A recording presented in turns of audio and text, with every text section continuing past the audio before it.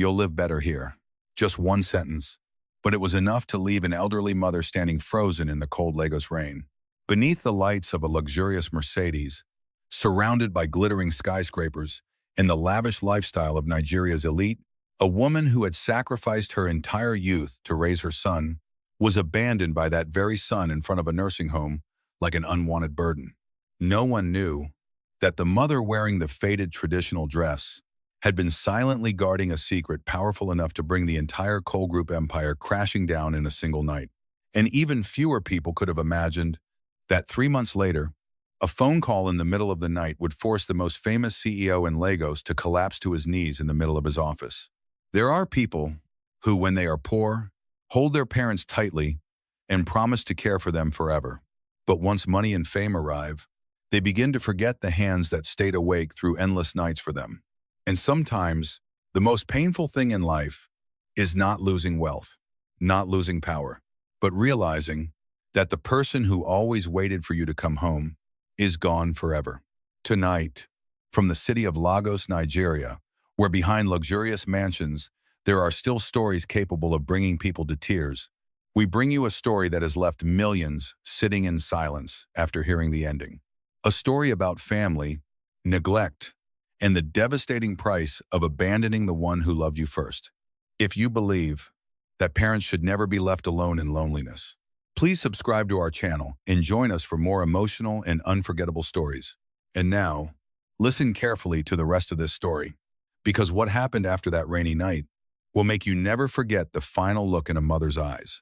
After that day, David Cole had almost erased the existence of his mother from his mind, as if St. Mary Nursing Home were just a distant corner of his life he never wanted to look back at again.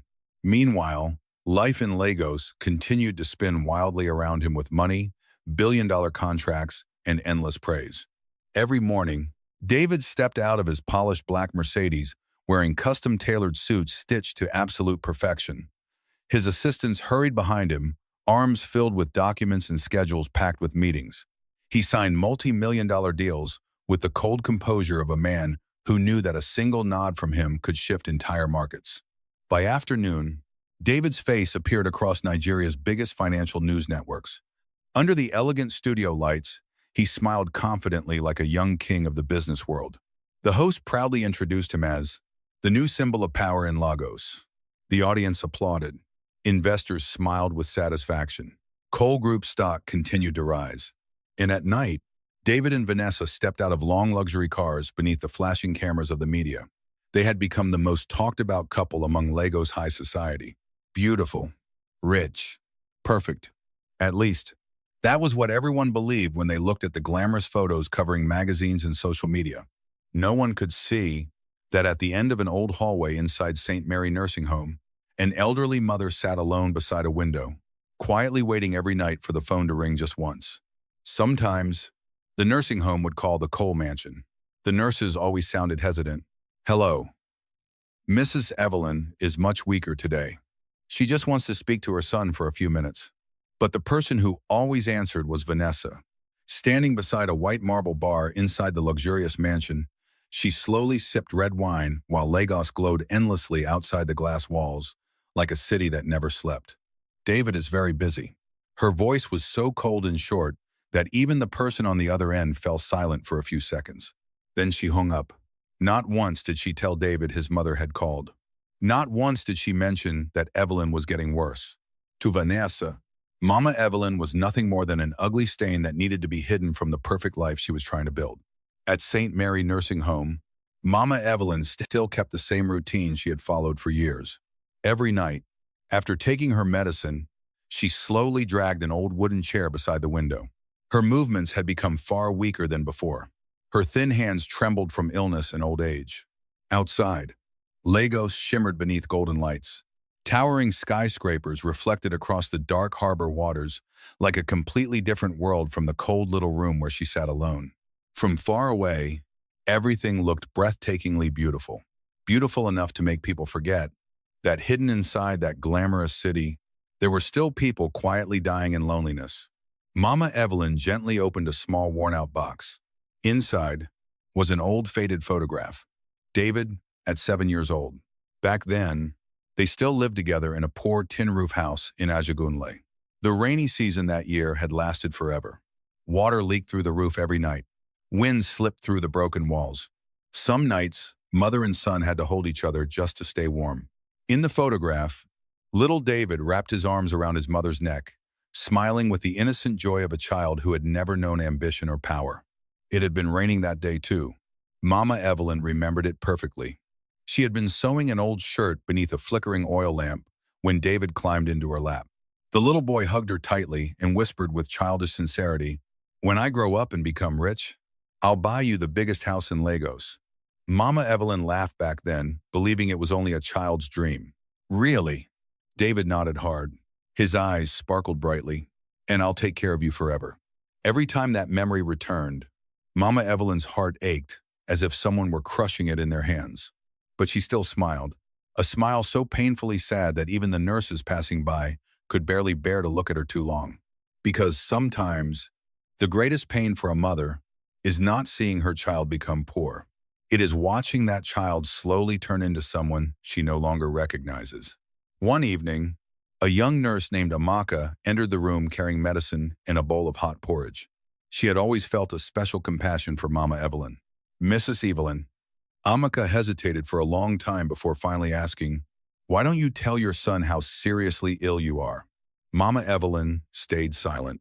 She simply stared through the rain-covered window while distant ambulance sirens echoed through the Lagos night. "A man building an empire out there," she whispered softly, "shouldn't be dragged down by an old woman who's dying." Amaka's eyes filled with tears. "But you're his mother." Mama Evelyn smiled weakly, a tired smile filled with surrender. "Precisely because I'm his mother, I have to learn how to suffer alone." Amaka quickly turned away so Mama Evelyn would not see her crying, because she knew the woman sitting before her was far more important than anyone realized. A few weeks earlier, a group of sharply dressed lawyers had secretly visited the nursing home. They arrived in long black luxury cars with special government plates. The man leading them bowed respectfully before Mama Evelyn and addressed her with a title that left Amaka speechless. "Madame Evelyn Cole." Those powerful men bowed before her, as if she were the true owner of Cole Group itself. No one at St. Mary understood what was happening. They only knew that after the meeting, Mama Evelyn sat alone inside the small chapel for hours beneath the candlelight. And for the first time, Amaka saw her cry. Not loudly, just silent tears falling onto hands worn down by a lifetime of sacrifice. Meanwhile, David stood inside a lavish celebration atop the Imperial Lagos Hotel. Soft jazz floated through the golden ballroom, while Nigeria's wealthiest businessmen toasted his success. "So you secured the Dubai deal?" One investor laughed loudly. David nodded confidently. "Just one more step, and Cole Group will expand across all of Africa." The entire room burst into applause. Vanessa proudly held onto his arm. This was the life she had always dreamed of.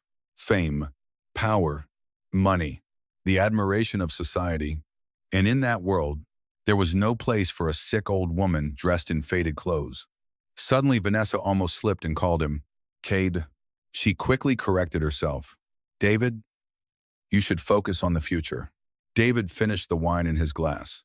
But for some reason, amid the dazzling lights and luxurious laughter, he suddenly remembered his mother. He remembered her standing beneath the rain the day he left her at the nursing home. Those eyes weren't angry, weren't accusing, weren't begging. They were simply broken beyond words. David shook his head as if trying to force the memory away. He hated that feeling. It made him feel like a terrible son. And David had spent years running from anything that made him feel weak. He turned toward Vanessa. "Has Mom called again?" Vanessa froze for only a fraction of a second. But it was enough for her to realize David's guilt had not completely disappeared. "No," she lied naturally. "She's fine." David stayed silent for a few moments. Vanessa smiled and kissed his cheek gently. "Don't think too much. We have our whole future ahead of us." But somewhere else, Mama Evelyn was coughing violently inside the cold hospital room. The handkerchief in her palm had turned red with blood. Amaka panicked. "Mrs. Evelyn." Mama Evelyn still tried to smile weakly. "Don't call the doctor." "But you're bleeding." She shook her head faintly. "If David finds out," her voice trembled, "he'll feel responsible." Amaka burst into tears. He's your son. Mama Evelyn stared up at the cold white ceiling. The fluorescent lights reflected inside her exhausted eyes. After a very long silence, she finally whispered, "Some children, when they grow up too fast, forget who carried them through the hardest days of poverty." Outside, rain began falling across Lagos once again. Water streamed down the windows like endless tears. Mama Evelyn slowly reached into the drawer beside her bed and pulled out an old small golden key. Amaka looked at her in confusion. "What is that?" Mama Evelyn tightened her trembling fingers around the key. Her eyes filled with unbearable sadness. "It's the thing that one day will make David understand how much the mother he abandoned truly loved him." Before Amaka could ask another question, a violent pain suddenly struck Mama Evelyn, and she bent forward coughing blood. The entire room erupted into chaos. Nurses rushed in. Doctors were called frantically. Heart monitors began screaming. But amid all the chaos, Mama Evelyn still held tightly onto the old photograph of young David, as if even at the end of her life, what she feared losing most was not money, not power, not even the life slowly leaving her body, but the memory of the little boy who once hugged her tightly and whispered with innocent love, "Mama, one day I'll never leave you alone." 3 months later, that morning began beneath a heavy gray sky hanging over Lagos, as if warning the city that something terrible was about to happen. Wind from the harbor swept through the towering glass buildings of Victoria Island, carrying a rare chill through the city that was usually hot and suffocating. People pulled their collars higher. Palm trees along the streets shook violently in the wind. The distant ocean looked dark and lifeless beneath the stormy sky. At the top floor of Cole Tower, David Cole stood in the middle of a massive conference room with the presence of a man born to control everything. His custom-tailored black suit fit his tall frame perfectly. The silver watch on his wrist reflected the cold lights of the luxurious boardroom. In front of him sat dozens of major shareholders, international investors, and senior executives of Cole Group. The atmosphere was filled with confidence. Everyone believed that morning would become a historic day. On the giant LED screen behind David glowed the words, "Cole Group Expansion Strategy 2026. David held a laser pointer in his hand. His voice was calm, firm, and powerful. "What you're witnessing today is the biggest turning point in Cole Group's history. Once we finalize the Dubai partnership, we will become one of the most influential corporations in West Africa." Applause echoed throughout the room. Shareholders nodded with satisfaction. Some smiled greedily while staring at the soaring growth charts on the screen. Vanessa sat beside David. Her elegant white dress hugged her body perfectly. Diamond earrings sparkled beneath the lights. The scent of expensive perfume surrounded her. She looked at David with the eyes of a woman convinced she had chosen the most powerful man in Lagos, a man capable of giving her everything: fame, money, admiration, a place thousands of women dreamed of having. To Vanessa, David was more than a husband. He was her ticket into the highest level of elite society. But just as David prepared to move to the next slide, the CFO's phone suddenly vibrated. He glanced down at the screen. Then another phone rang. Then another email notification sounded. Within seconds, the room was flooded with ringing phones, message alerts, and non-stop email notifications like pouring rain. David froze. He looked around the room. For the first time during the meeting, annoyance appeared on the face that was usually so composed. "What's happening?" The CFO stared at his laptop screen. His face had gone pale. "Sir, Cole Group stock is falling." David frowned. "How much?" 7%. Before he could finish speaking, a young assistant suddenly jumped to his feet. 12% now? The atmosphere changed instantly. The same people who had been raising glasses in celebration minutes earlier were now staring at each other in panic. One elderly shareholder wiped sweat from his forehead. Another spilled water with trembling hands. Someone immediately grabbed their phone to call the bank.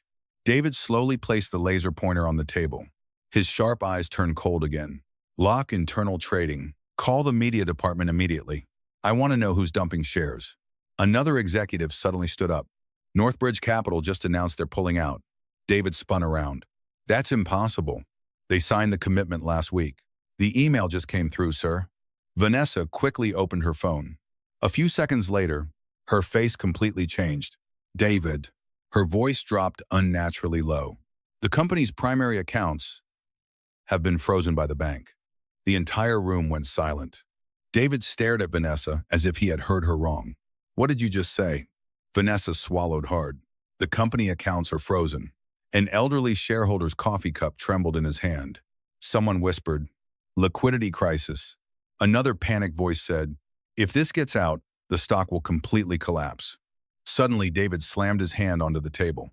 Silence. The shout immediately suffocated the room. For many years, David Cole had never lost control in front of his subordinates. The Lagos media called him the Iron CEO, the man who never trembled, never bowed, never showed emotion.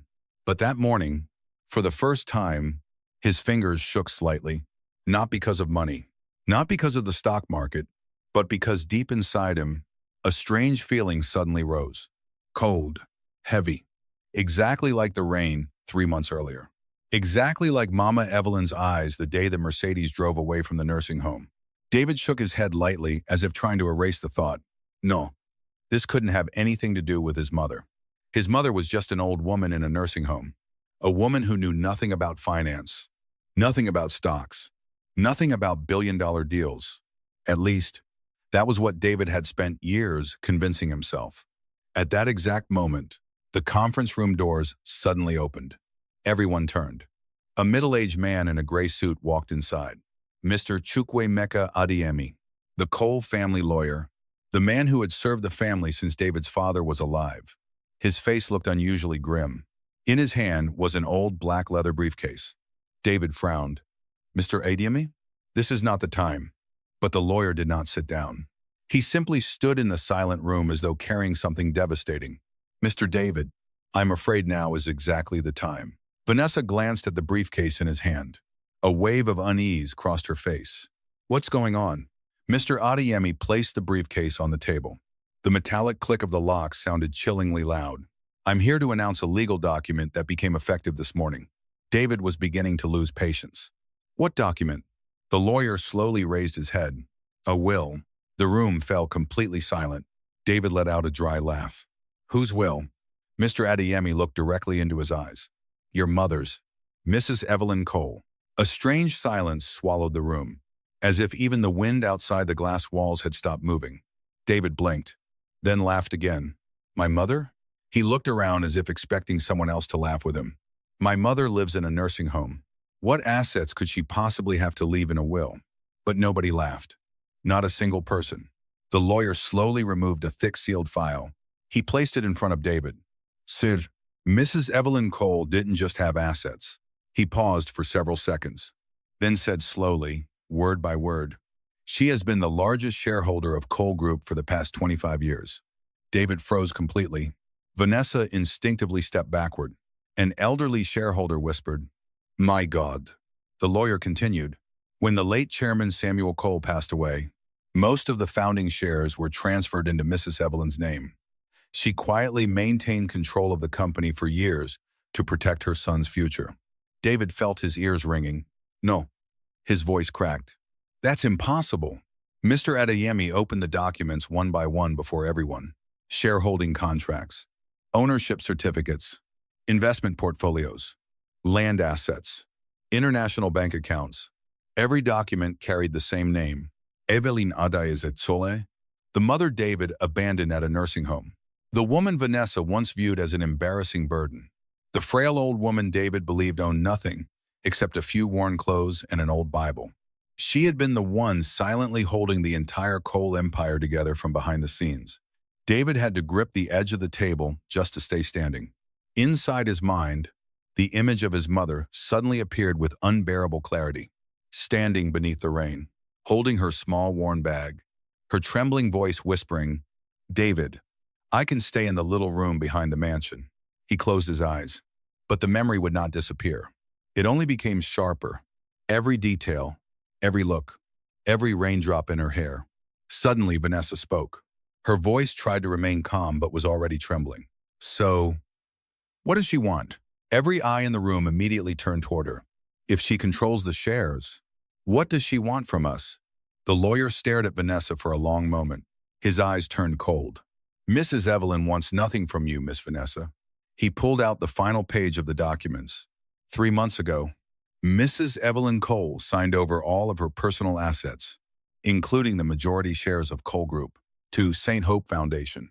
One shareholder leaped to his feet. The Orphan Foundation? The lawyer nodded. Yes. David felt as though all the air had been ripped from his lungs. My mother gave everything away? Yes. She left nothing for me?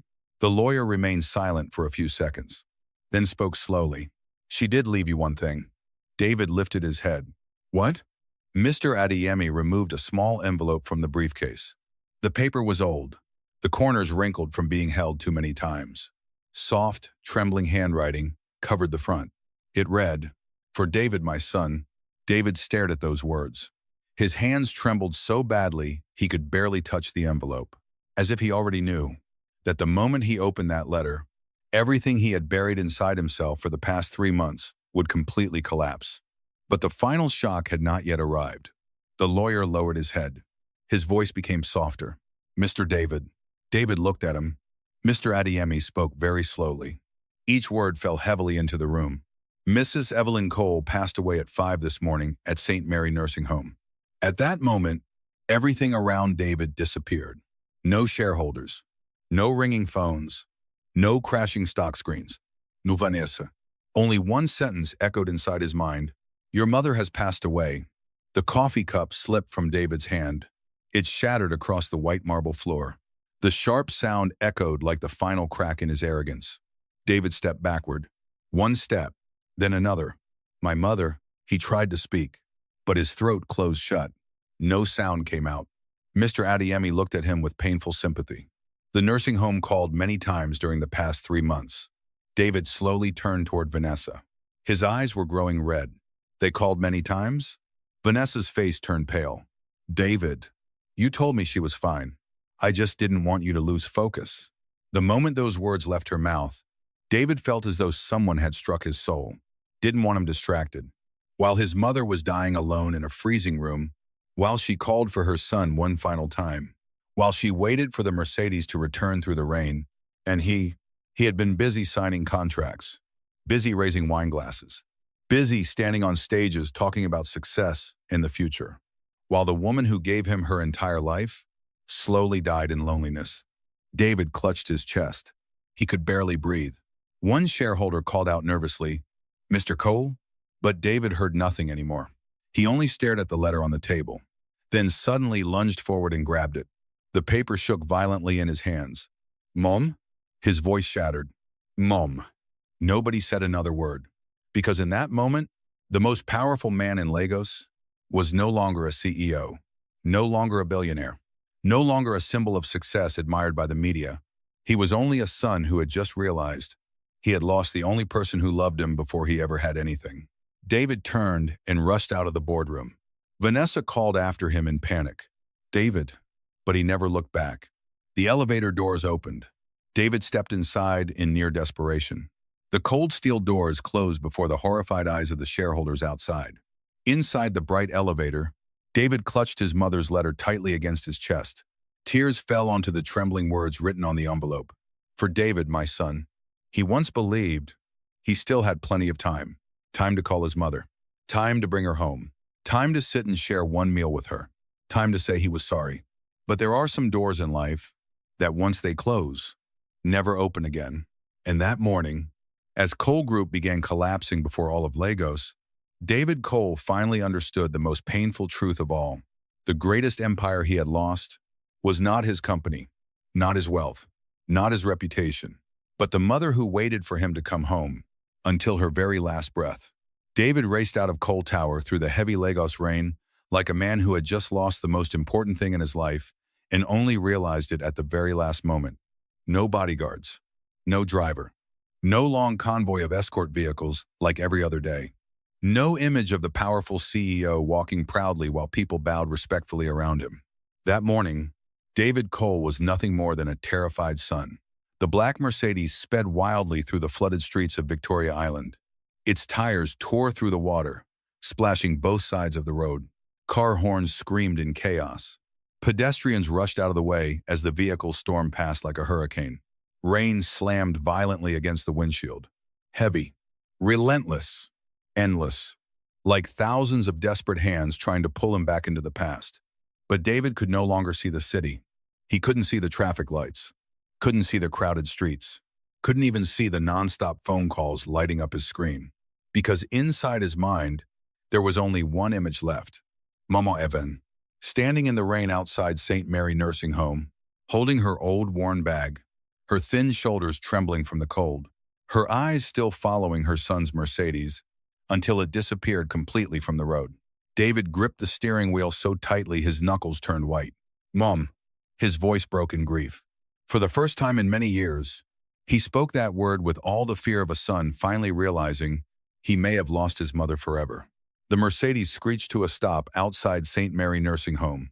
The sound of the brakes cut sharply through the storm. David threw the door open and rushed out. Rain instantly poured over him within seconds. His $1,000 suit was soaked. Wet hair fell across his forehead. His leather shoes splashed through muddy puddles along the road. But David no longer cared. A nurse froze the moment she saw him. Mr. Cole. David struggled to breathe. Where's my mother? The nurse lowered her head. Her eyes were red as though she had been crying for hours. I'm sorry. Just those two words alone were enough to make David stop in his tracks. No one needed to say anything else. Because sometimes, an apology is more terrifying than the truth itself. David ran down the long hallway of the nursing home. It looked exactly the same as the first day he brought his mother there. The familiar smell of disinfectant, the cold white lights, the sound of a stretcher wheel echoing somewhere far away, rain pounding against the windows. Everything was almost unchanged. Except for one thing, Mama Evelyn was no longer there. David stopped in front of the last room at the end of the hallway. The door was slightly open. A weak yellow light spilled across the cold floor outside. He pushed the door open slowly. The small room was painfully silent. The old bed had already been neatly made. The wooden chair beside the window remained in the same place. Outside the glass window, Lagos rain still poured endlessly from the sky. But the woman who used to sit beside that window every night, quietly waiting for her son's phone call, was gone forever. David stepped slowly into the room. Every footstep felt unbearably heavy. An icy feeling ran down his spine, as if someone had hollowed out his soul. On the bed, there was only an old, worn Bible. Beside it lay a slightly wrinkled white envelope. On it was his mother's familiar handwriting. For David, if you still remember your mother. David's hands shook violently. He stood frozen for a long time, afraid to touch the letter. Because deep down, he already understood. There are some letters that, once opened, change a person's life forever. Finally, David picked it up. The paper felt soft and cold in his hands, as if it had been lying there for a very long time, patiently waiting for him to return. He opened the letter. The very first line blurred his vision instantly. My son, by the time you read this letter, I may already be gone. David covered his mouth with his hand. His breathing caught. His throat burned as though someone were squeezing it shut. I'm sorry for hiding my illness from you. The doctors told me I didn't have much time left. I knew that if you found out, you would feel responsible. Tears fell onto the paper one by one, blurring his mother's trembling handwriting. I didn't want to become the final burden in your life. David shook his head over and over. No, no, Mom. His voice cracked. Please don't say that. He collapsed beside the bed. His shoulders shook violently. For the first time in his life, David Cole finally understood what true helplessness felt like. Not when the stock market crashed. Not when the company accounts were frozen. Not when investors turned their backs on him.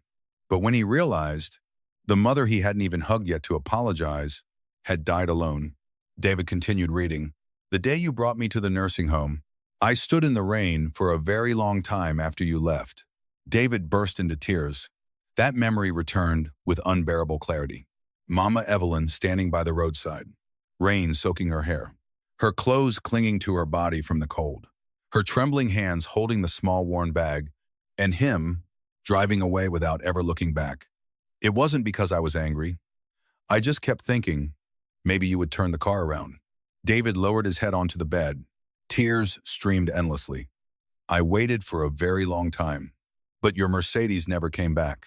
Those words stabbed directly into his heart. David remembered that moment clearly. After leaving the nursing home, He had seen his mother once in the rearview mirror, just for a brief second, just 1 second. If he had turned the car around, everything might have been different. But he didn't, because Vanessa had said, "You can't let her drag us down," and he had chosen silence. David crushed the letter tightly in his trembling hands. At that moment, he no longer saw himself as a CEO, no longer the most powerful man in Lagos, no longer the name praised across the media. He only saw himself as a cowardly son, a son who left his mother standing in the rain until she lost all hope. The letter continued. "I know Vanessa never liked me. I also know I embarrassed you." David closed his eyes. Every sentence felt like it was tearing his chest apart from the inside. "I tried to live very quietly inside the mansion. I tried not to appear when you had guests. I tried to eat separately. I tried to walk softly, just so I wouldn't bother you." David cried even harder. His sobs echoed through the cold little room. He remembered everything. The way his mother quietly passed through the living room while he entertained business partners. The way she always lowered her head to avoid Vanessa's cold stares. The luxurious parties where she stood far away, watching him laugh and smile.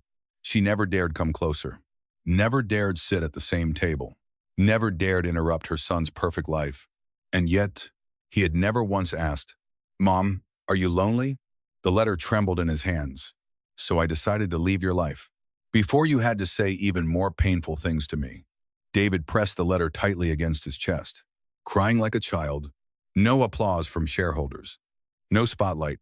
No newspaper headlines calling him Lagos's symbol of success. Only the late tears of a son who had just lost the person who loved him most in the world. Outside, thunder roared violently. Rain continued crashing against the nursing home roof, just like the first night Mama Evelyn had been abandoned there. David slowly looked around the room. Everything was heartbreakingly simple. An old cup, a worn, knitted scarf, a pair of faded slippers neatly placed beneath the bed. Those tiny objects were the entire final world his mother had left behind. And beside the Bible was an old, faded photograph. David picked it up. It was a picture of him at 8 years old, sleeping peacefully in his mother's arms. On the back of the photograph, Mama Evelyn had written in trembling handwriting, "Even if the whole world turns its back on you, your mother will always be home." David broke down completely, because finally, he understood the truth far too late. All those years, his mother had never needed his money. She didn't need mansions, luxury cars, status, or fame. The only thing she ever needed was to be loved by her son the same way he loved her when they were poor. A nurse quietly entered the room.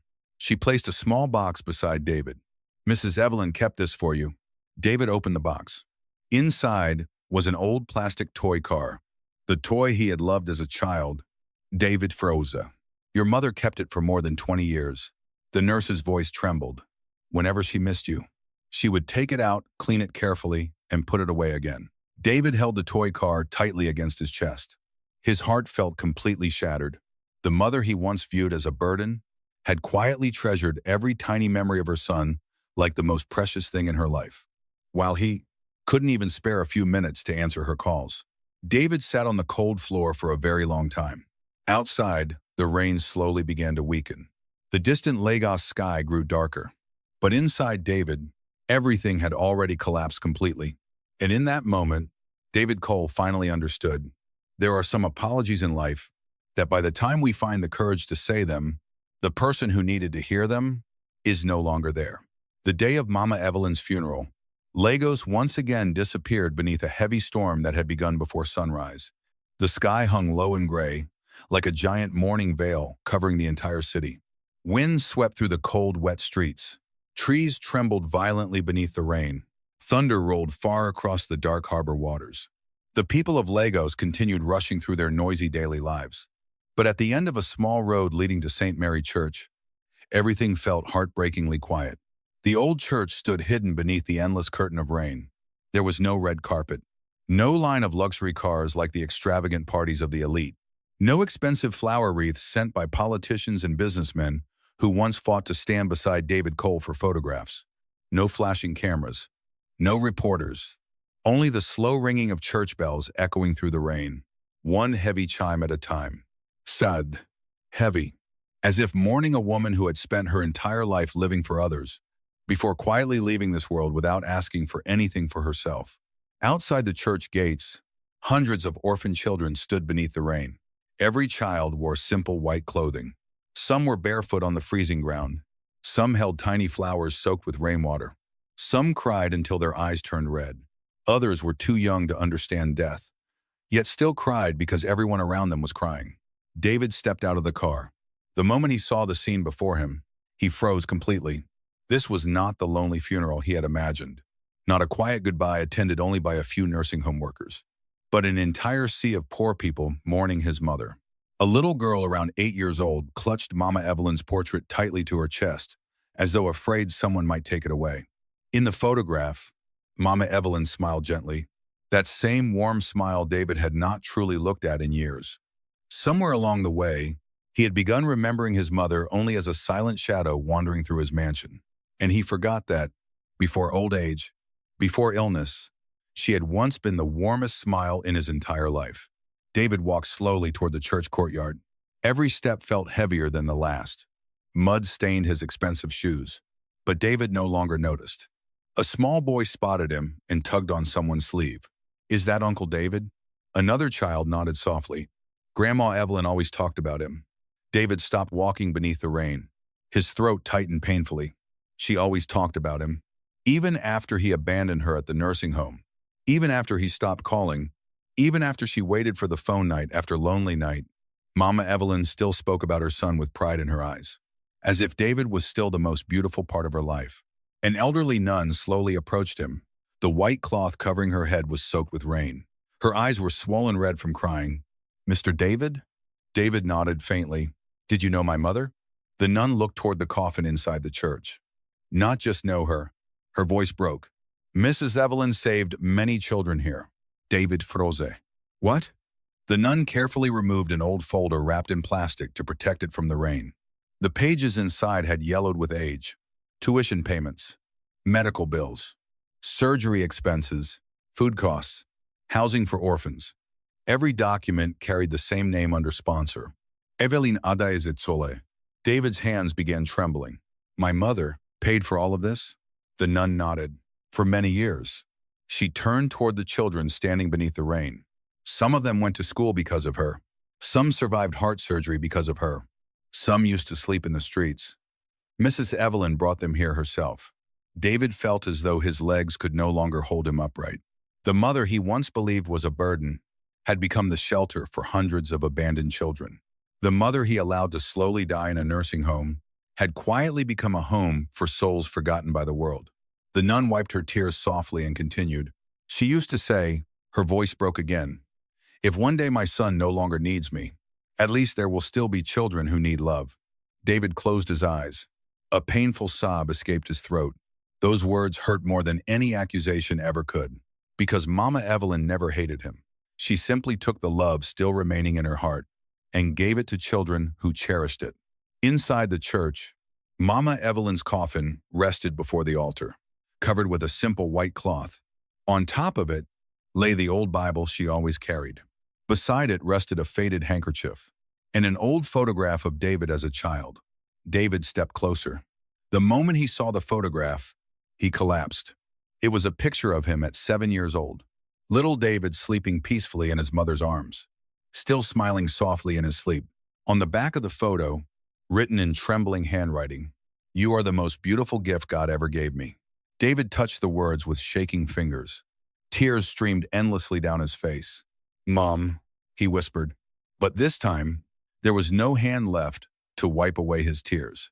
No gentle voice left to call him, "My son." The funeral service began. The priest stood before the coffin. His deep, warm voice echoed through the small church. "There are people who are remembered not for the wealth they possessed, but for the love they left behind in the hearts of others." David sat in the front row, but beside him, one chair remained empty. A single white flower rested upon it. David stared at that chair for a very long time. For some reason, it hurt more than he could bear. The elderly nun stepped closer and whispered softly, "Mrs. Evelyn asked us to keep that chair empty." David looked up. "For who?" The nun gazed at him with sorrowful eyes. "For you." David froze completely. She said, "If one day you came, She wanted you sitting beside her. Everything inside David shattered once again. That chair had been waiting for him, just as his mother waited for him during the final months of her life, waiting for a phone call, waiting for one visit, waiting for one simple question, "Mom, how are you today?" Waiting for the Mercedes to return through the rain that night. But even until the day of her funeral, that chair had waited far too long. David covered his face and broke down crying.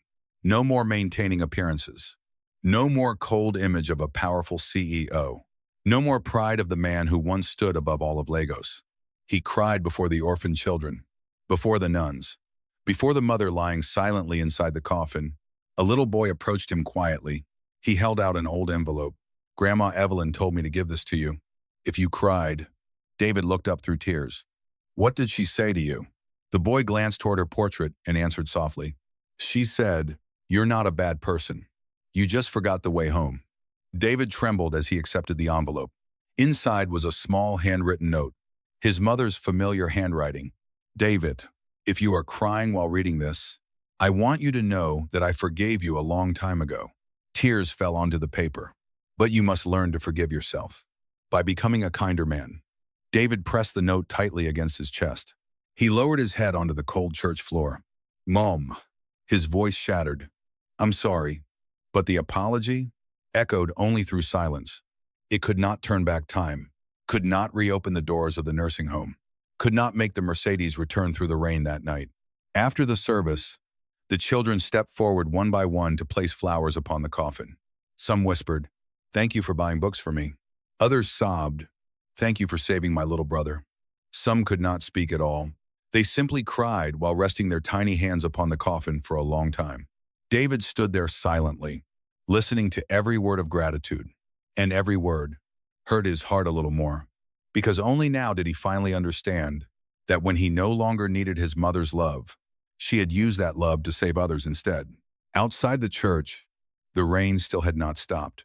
The coffin was carried toward the small cemetery behind the church. David followed behind. His shoes sank deep into the wet mud. His black suit became covered in rainwater and dirt. But he no longer felt cold, because inside him, another kind of coldness had already consumed everything. The coldness of a man finally realizing he had arrived too late. As the coffin was slowly lowered into the grave, David suddenly collapsed to his knees. His trembling hands clutched the wet earth desperately. "Mom," his voice broke through the rain. "I came home." Nobody spoke. There was only the sound of rain striking the ground, and the crying of children behind him. The elderly nun quietly wiped away her tears, because she understood something very clearly.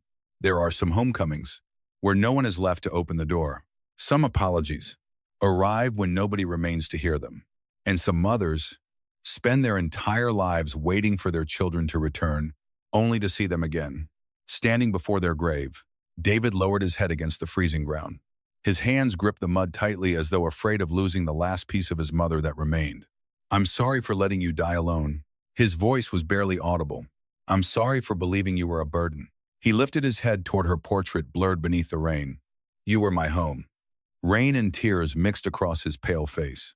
But I locked the doors to that home with my own cruelty. Nobody tried to pull David back to his feet, because everyone understood this was the moment a son was finally forced to face the price of his own coldness. As the first shovels of dirt fell onto the coffin, David heard his mother's gentle voice echo inside his mind. "Even if the whole world turns its back on you, your mother will always be home." But now, that home rested beneath the cold earth. And David Cole, the man who once owned the grandest mansion in Lagos, who once stood at the peak of power, who once made an entire city bow before him, for the first time in his life, finally understood what it truly meant to have nowhere left to return to. Months later, Lagos continued living as if nothing had ever happened. The glass towers of Victoria Island still glowed brightly every night. Luxury bars still echoed with slow jazz music. Lavish parties still overflowed with laughter and the clinking of wine glasses. Supercars still raced through the boulevards like symbols of money and power. That city never stopped for anyone's pain, not even for David Cole. The man once proudly called by the Lagos media the golden CEO of Lagos. No, he had almost completely disappeared from the headlines. No more interviews with Forbes Africa. No more photographs of him stepping out of luxury cars beneath flashing cameras. No more gala nights where people fought for the chance to shake his hand as though standing beside David Cole alone made them more important. After the collapse of Cole Group, everything disappeared frighteningly fast. Shareholders turned their backs on him. Partners canceled contracts. Banks seized assets. The same people who once called David a business genius now avoided mentioning his name as though it carried bad luck. Lagos was practical. When you stood at the top, people raised glasses to celebrate you. But when you fell, the city walked right past you as though it had never known you. Vanessa left too. No tears. No begging. Not even one sincere apology. One morning, David woke up inside the massive mansion to a freezing silence. Pale sunlight slipped through the curtains. The room felt unnaturally empty. He stepped out of bed and froze. Vanessa's closet was completely empty. Her designer dresses were gone. Her jewelry was gone. Even the scent of her perfume had disappeared from the air. Every trace of her had been removed. On the table, only a small note remained. David picked it up. "I can't stay with someone who has lost everything." He stared at those words for a very long time, then suddenly laughed. A hollow laugh so empty it sounded frightening. Because finally, David realized the most painful truth was not that Vanessa left him. It was that he had traded his own mother away, just to keep someone like Vanessa by his side. A few weeks later, the Cole mansion was auctioned off. David stood silently outside the gates, while workers removed the family name from the entrance. The sound of drills echoed harshly through the air. Construction workers walked past him without recognition. Or perhaps they recognized him, but pretended not to. Because when a man who once stood at the top falls, people often feel more uncomfortable than sympathetic. The Mercedes that once carried Mama Evelyn to the nursing home was repossessed by the bank. David stood beneath the rain, watching the car being driven away. The rain was light, not heavy like the day of the funeral, but enough to make his chest ache. And for the first time, David hated that car. Because every time he saw it, he remembered his mother's eyes the day she was abandoned. Eyes still filled with hope, even though her heart had already begun breaking long before that day. From the most powerful man in Lagos, David slowly became a lonely stranger. He rented a small apartment near the harbor. No bodyguards, no servants, no one waiting for him when he came home. The apartment was so simple that sometimes even David could not believe he once lived in mansions thousands of square feet wide. During the first nights, David barely slept. The room was too quiet. No more music from parties. No more clinking glasses. No more Vanessa laughing and talking. Only the distant sound of ocean waves and the steady tapping of Lagos rain against the window every night. Many times, David woke suddenly at 3 a.m. He thought he heard his mother whisper softly, "David, my son." But when he opened his eyes, no one was there. Only darkness and a cold silence painful enough to crush him. Some nights, he sat for hours beside the window, without turning on the lights, simply staring at the rain falling over the city, wondering how he had once been so cold-hearted, why the woman who loved him with her entire life had been forced to die alone. Every week, David visited St. Mary's Cemetery. He always came late in the afternoon, carrying white flowers, sitting for hours beside his mother's grave. Some days the sun burned fiercely. Some days heavy rain poured endlessly, but he never missed a single week. The old groundskeeper eventually grew familiar with him. One day, he watched David sitting beneath the rain for a long time and asked, "Don't you feel cold?" David stared at his mother's gravestone quietly, then answered in a rough voice, "A man who let his mother die alone has no right to fear the cold anymore." The old man stayed silent. Because he understood, there are pains that need no punishment from others. They become lifelong sentences on their own. One afternoon, light rain drifted across the cemetery. David sat before his mother's grave as usual. He carried Mama Evelyn's old Bible with him, the same Bible she used to hold every night at the nursing home. The cover was worn, the pages yellowed with age. Some corners carried faint water stains that looked like old tears. David opened it slowly.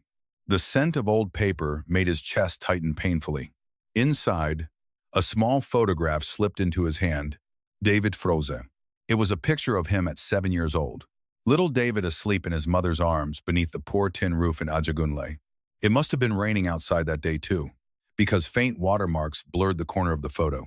Mama Evelyn looked down at her son with the gentlest eyes in the world. The eyes of a mother who, no matter how poor she was, still felt rich while holding her child. David turned the photograph over with trembling fingers. Written there in faded blue ink, "Even if the whole world turns its back on you, your mother will always be home." Tears immediately fell down David's face. He pressed the photograph against his chest, crying harder than he ever had before. Because finally, he understood what his mother had been trying to tell him all those years. When the world praised him, his mother quietly stood behind him. When he succeeded, she silently prayed for him. When he failed, she was still the first to forgive him. When he lost everything, she remained the only place waiting for him to return. But he himself had destroyed that place with his own hands. David lowered his head before the gravestone. "Mom," his voice shattered beneath the rain. "I spent my whole life becoming rich, but I was too poor to hold on to the person who loved me most." Sea winds swept coldly across the cemetery. Trees trembled in the rain. David closed his eyes. And for the first time in a very long time, he no longer saw himself as a CEO, no longer a billionaire, no longer the man who once made Lagos look up to him. He was only a son, learning too late how deep a mother's love truly is. In the months that followed, people living near the cemetery became used to seeing a man sitting silently beside a grave every rainy afternoon. No one realized it was David Cole, because he had changed too much. He had grown thinner, quieter. His eyes were permanently filled with sadness. One day, a young flower-selling boy at the cemetery looked at him and asked, "Are you related to her?" David stayed silent for a long time, then quietly answered, "I used to be her son." The boy did not understand what he meant, but David did, because inside his heart, the day he abandoned his mother at the nursing home, he lost the right to call himself a good son. One evening, David returned to the old house in Ajagunal where he had grown up. The narrow alley remained just as poor as before. The smell of street food, children laughing nearby, old radios playing music somewhere in the distance. The small house stood at the end of the alley, its rusted tin roof, peeling walls, rust-covered window frame. But that place was where his mother had smiled the most. David stepped inside. Almost everything remained unchanged. The old wooden chair, the broken fan, the small table where Mama Evelyn once spent entire nights sewing clothes to pay for his education. David touched the surface of the table, then broke down crying again. He remembered the nights when electricity went out. His mother held him close and told him stories until he fell asleep. He remembered the times she skipped meals so he could eat the last bowl of rice. He remembered her thin hands holding his face while saying, "My David will become a good man. Not rich, not famous, a good man." But in the end, he had failed. Not failed in business, but failed at the most important thing in his life. Outside, Lagos rain began falling once again. David sat alone inside the old house until late at night, still holding tightly onto his mother's small photograph. And in that moment, he finally understood a truth many people only realize when it is far too late. There are people who, while still beside us, we assume will always remain there. We think there will always be time to call, time to visit, time to apologize, until the day we come home and no one is left waiting at the door anymore. From that day on, the people of Lagos often saw David Cole sitting alone beneath the rain beside his mother's grave. No bodyguards, no luxury cars, no power, only a son, carrying a regret that arrived far too late for the rest of his life. And whenever it rained, David remembered that night. The night a mother stood beneath the rain watching her son's Mercedes drive away, still hoping it would come back. But in the end, that car never turned around again.